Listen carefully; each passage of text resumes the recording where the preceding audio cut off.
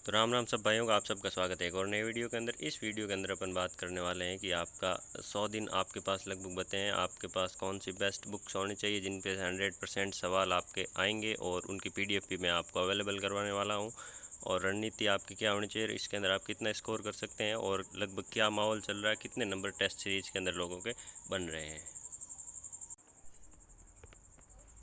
तो सबसे पहले बात करें आपके बुक्स की, तो आप जिन भी नोट्स अगर आपने अभी तक तैयारी करे बनाए हैं तो उनको आपको ज़रूर पढ़ना है और कम से कम 3 से 4 बार आपको रिवीजन मारना है। इसके साथ आपको आरबीएससी एनसीईआरटी की बुक्स ज़रूर निकालनी है, क्योंकि 10th पास भर्ती है और आलोक राज ने ट्वीट भी किया था कि लगभग 10th लेवल की जो बुक्स हैं उनमें से ज़्यादातर क्वेश्चन उठाए जाते हैं जो पशु परिचर और जेल प्रेरी में पे आए थे। और वो जो एनसीईआरटी और आरबीएससी की राजस्थान जी के साइंस मैथ की जो बुक्स है वो मैंने अपने टेलीग्राम चैनल पर अपलोड कर दी, तो वहाँ से आप जाकर देख सकते हैं और उनको डाउनलोड भी कर सकते हैं। तो उसके आगे बात करते हैं। अपने पास अब जो लगभग समय बचा है वो 101 दिन का है। थोड़े दिन ज़्यादा है तो इतने दिन आप जो है छुट्टियां हो जाएगी या कुछ काम के कारण 10-15 दिन तो और ख़राब हो ही जाएंगे। तो शुद्ध 100 दिन बचे हैं। अब आपको ज़्यादा से ज़्यादा, अगर आपका कोर्स लगभग 60 से 70% भी हो गया तो आपको प्रैक्टिस करनी है। PYQ जितने भी वो निकालने हैं, चाहे आप बुक्स लेके निकालो चाहे ऑनलाइन निकालो, कैसे भी निकालो, लेकिन आज तक के जितने भी राजस्थान के अंदर PYQ है, RPSC और RSP के, वो सारे आपको निकालने हैं। क्योंकि प्रैक्टिस बहुत ज़रूरी होती है। आप कितना भी पढ़ लो, जब तक प्रैक्टिस नहीं होगी तब तक आपका जो है वहाँ पर आप स्कोर नहीं कर पाओगे। तो अब आपको जो है 4 ही चीज़ें मुख्य रूप से करनी है। पहला आपको नोट्स पढ़ने हैं।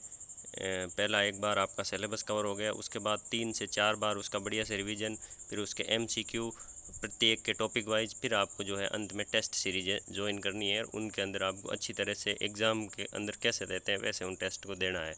अब नेक्स्ट अपन बात कर लेते हैं जो पिछले भर्ती पर मैंने जो वीडियो बनाए थे उसमें काफ़ी कंट्रोवर्सी हुई थी। उसमें मैंने आपको बोला था कि 80% आपके जो है टारगेट लेके चलना है।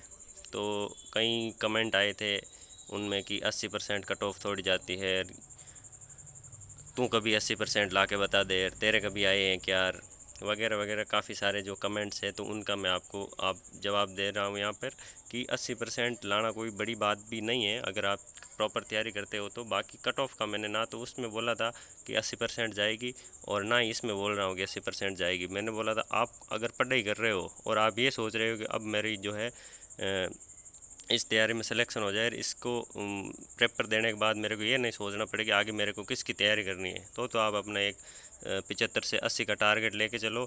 और आपके जो है जिस दिन पेपर दे के आओगे उस दिन ही आपको पता चल जाएगा आपका सिलेक्शन हो गया या नहीं होगा। अब कट ऑफ की बात करें तो लगभग 70 जाए 75 जाए या जो भी जाएगी वो चली जाएगी, लेकिन आपको एक अच्छा स्कोर लेके चलना। कम से कम अगर आप थोड़े मैथ्स वीक है या इंग्लिश वीक है तो कम से कम 90 का टारगेट तो आपको लेके चलना ही है। सही 90 क्वेश्चन तो आपको सही करना ही है।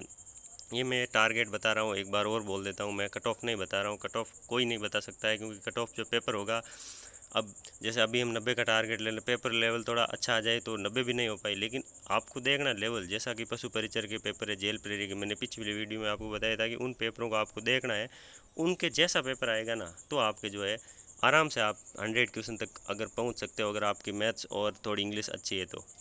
वो अगर आप उनमें पढ़नी वो भी है, छोड़नी बिल्कुल नहीं। जो इसके अंदर मैथ्स और इंग्लिश कर लेगा उसका लगभग जो है पेपर क्लियर हो जाएगा।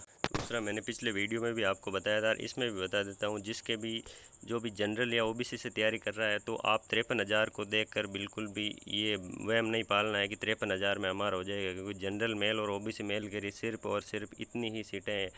ये जो है जो संशोधित विज्ञप्ति आई थी पोस्टें बदकर, वो मैंने यहाँ पर बता रहा हूँ आपको। ये सीटें जनरल की है और ये सीटें ओबीसी मेल की है। अपने सीटें इतनी हैं, इससे आगे चाहे कितनी भी हो, 50,000 हो, 1 लाख हो, उनसे अपने को कोई मतलब नहीं। लगभग 12,000 और ये 6,000, 18-19 हज़ार के समथिंग अपने पास पोस्टें हैं।